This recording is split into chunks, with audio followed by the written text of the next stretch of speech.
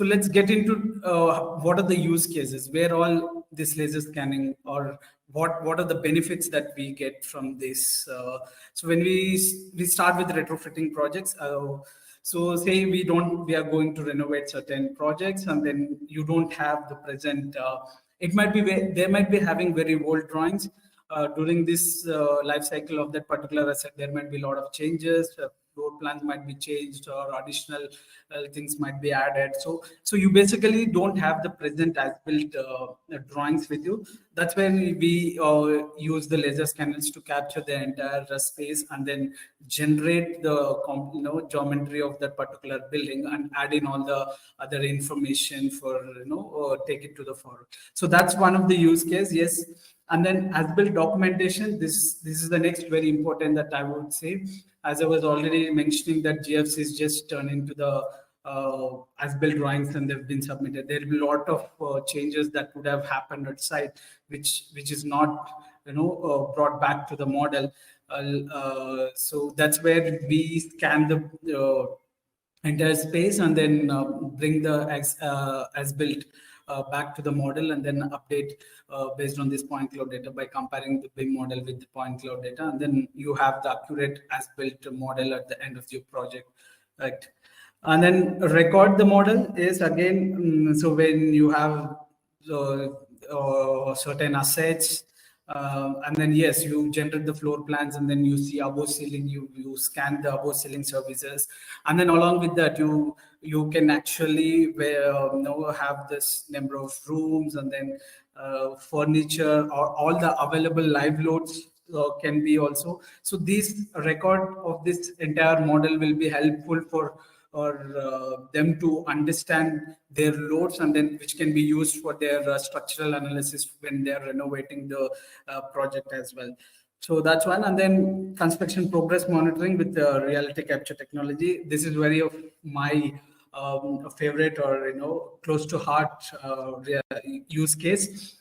So this is during the construction phase, where you progressively scan the site that is being executed, and then bring that point cloud data back to the model, and then compare it.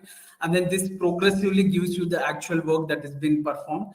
Along with the work that has been performed, you can actually validate the work that has been done, and if there is any changes, deviations that have happened, also can be updated progressively. So at the end of the project stage, you have the recorded model, and then recorded as-built model, which can be delivered as a handover, where you can do the plan versus actual and all this. Basically, now we generally see and then update. So, okay, this is what is being done. So one of the use cases I would like to just put it here, say for recently we did for one of the earthwork, where we progressively captured the site, and then given the quantity of work that is being actually excavated on a weekly basis. So there are a lot of use cases like this during the construction project monitoring benefits, I would say. And then floor flatness and then floor levels. This is very important in certain projects where they have to maintain the floor very flat, or in some of the projects where you need to provide this much slope so that the movement of water flow and other things. So that's where we can just scan the entire space, and then generate the floor flatness reports, and then we basically give the contour, and then the higher levels and the lower levels, so defining the slope. So these are the reports that will help us to identify the lower and higher areas, or the elevations, or the slope directions of the present area. The risk assessment, where yes, we need to have the proper document of the physical asset, so that it will be huge impact, building inspection for many activities like insurance and other activities.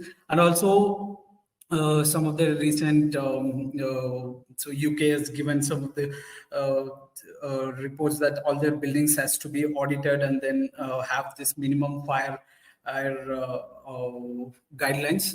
So we need to have the present as-built models ready to do those audits. So there's a huge use case there as well for reality capture.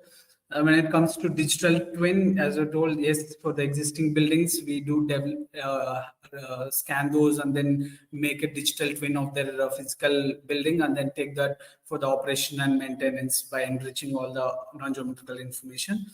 Mapping and surveying for some of the topography, to understand the ground profile for cut and fill or any other activities. So scanners can help us to get us the elevation models, contour lines, terrain analysis, and then topography maps of this present ground profile. And then last but not least, this heritage preservation. A lot of our heritage has been recorded, and then this is been saved. So laser scanning is been utilized to preserve the historical sites and monuments. So these are some of the use cases and then opportunities or benefits that we all have with the help of the laser scanning.